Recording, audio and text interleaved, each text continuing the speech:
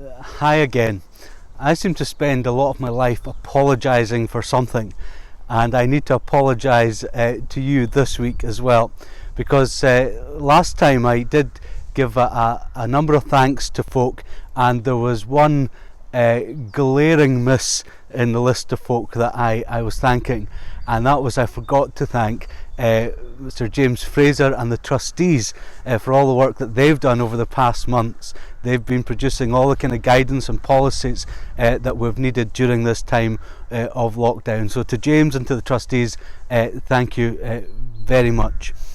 I also want to thank all those who have been doing an incredible amount of work to make sure that church has been continuing in the various locations throughout Scotland and beyond.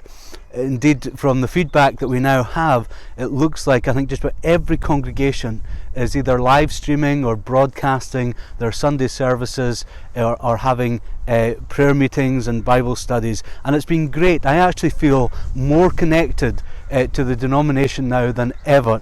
Over the past week or two, I've been worshipping with the folk in Burghead and in Dunfermline and in Graver and in Cornerstone. I've gone off on adventures with the Sunday schools in Kilmally and in Drumnadrochit. I've even been singing with the folks in Rosskeen, and I'm sure you know what I mean, because all these things have happened without breaking any lockdown rules, as we're able to tune in to these things via the internet. I also want to give a personal thanks to you. Thanks for all the encouragement, for all the messages of support that you have sent to me, and especially in this past week when you've been aware of all that's been going on in Portree. And I would crave that you would continue to pray for us. I think it is important for us to recognise that we are a family together, and that as a family that we encourage one another and build one another up. And that's why I've taken you here today. This is a place that is known as The Lump. It is a place that is kind of poignant in its position. Just below us there is the medical centre and the hospital, and just up there, although you can't see it, there is the apothecary tower, and it was there to let ships that were going by know that Portree was a place where you could come and get help if you were sick and seek healing. But it's also the place that's the location for the Sky Games every year. So if you were to come here in the summer on a certain day out here, you would see all the competitors and their races and doing the strongman competition. You would see what is the highlight, of course, the tug of war.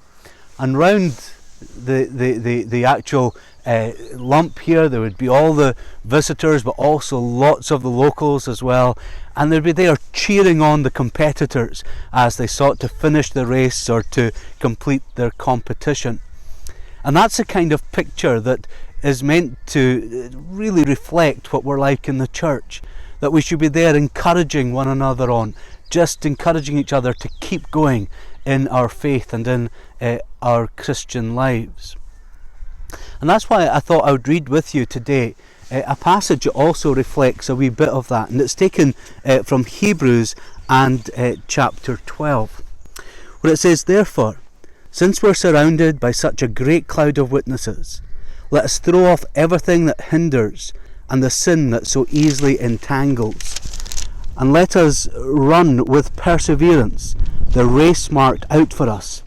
Let us fix our eyes upon Jesus, the author and the perfecter of our faith, who for the joy set before him endured the cross, scorning its shame, and sat down at the right hand of the throne of God.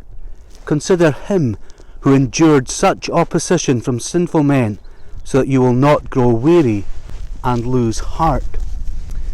Of course, that follows on from that very famous chapter 11 of Hebrews, where we go into what often I call the Hall of Faith. It is where we have a list of the men and women of the Old Testament that persevered in their faith through difficult times. In times of testing, they learnt to rest in God and in the promises of God. And I often picture myself walking into a big kind of art gallery and going into this hall of faith and seeing the portraits up in the wall of Enoch and Noah and Abraham and Isaac and Jacob and Moses and David and all those that are listed in that chapter. And I picture myself standing there admiring these characters and being inspired by the stories that we have of them in the scriptures. But when you come into chapter 12 of Hebrews, you realise that you've not walked in to the hall of faith, but rather what you've done is you've stepped out into a stadium, and all these characters are in the crowd, and they are there not just to watch and to spectate, but to really cheer you on and to inspire you in your Christian walk and your Christian witness. They're there as a testimony, not just to their faith in God, but more importantly to God's faithfulness to them. Just now, perhaps, if you are finding it hard going in your own Christian life, if you're finding the situation difficult and struggling perhaps just to persevere, look into the crowd and see all these faces. See there Moses and Abraham and Isaac and Jacob and Enoch and David, and they're all cheering you on, saying, keep going. But the passage tells us that although we may look and see them in the crowd, our eyes should be fixed upon Jesus, because he is the coach. He is the one who we should fix our eyes on, because he is both the author and the perfecter of our faith. And it's as we focus on him that we're inspired not to lose heart and to keep going. For he is the Christ who persevered for us and who perseveres with us, and we can persevere in our day-to-day lives and Christian witness because of him. So keep your eyes fixed upon Jesus. Encourage each other and be encouraged as we continue through this time of lockdown. Now, you take care, God bless, and we'll speak again soon.